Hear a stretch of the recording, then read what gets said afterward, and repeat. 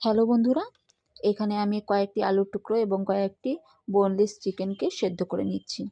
তারপর একটি কড়াইয়ের মধ্যে সামান্য সাদা তেল নিয়ে নিয়েছি এবং তার মধ্যে একটি বড় সাইজের পেঁয়াজকে খুব মিহি করে কেটে নিয়েছি। এবার সেই পেঁয়াজ কুচি এবং আদা রসুনকে গ্রেট করে নিয়েছি খুব অল্প পরিমাণে, যেহেতু আমি খুব অল্প পরিমাণে খাবারটি তৈরি করছি, তাই অল্প পরিমাণেই আদা রসুন নিয়েছি।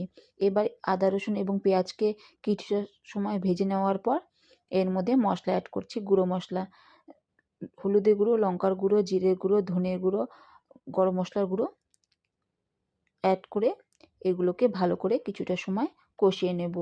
তোমরা চাইলে এই সময় এর মধ্যে কয়েক ফোঁটা জলের ছিটিও দিয়ে দিতে পারো। ভালো করে কষিয়ে নিতে হবে যতক্ষণ না মশলাগুলো কাঁচা ভাবটি চলে যায়। এর মধ্যে স্বাদ মতো লবণ দিয়ে দিতে হবে। ভালো করে যখন এটি কষানো হয়ে যাবে তখন আগে থেকে যে চিকেনকে সেদ্ধ করে রেখেছিলাম সেটিকে এইভাবে ছোটো ছোটো অংশে ছাড়িয়ে নিয়েছিলাম, সেটিকে এর মধ্যে দিয়ে দিলাম। এবার ভালো করে চিকেনের সাথে এই মশলাটিকে কষিয়ে নিতে হবে। দেখো আমার কষানো হয়ে গেছে। এই মতো অবস্থায় দুটো বড় সাইজের আলুকে আমি সেদ্ধ করে মেখে রেখেছিলাম, সেটিকে এর মধ্যে দিয়ে এই চিকেনের সাথে এবং মশলার সাথে ভালো করে আলুর পুরটিকে মেখে নিতে হবে।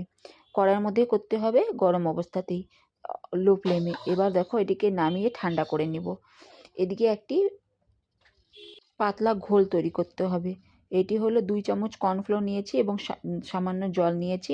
তার মধ্যে 1 চুটকি গোলমরিচের গুঁড়ো, লঙ্কার গুঁড়ো এবং লবণ দিয়ে একটি ঘোল তৈরি করে রেখে দিয়েছি।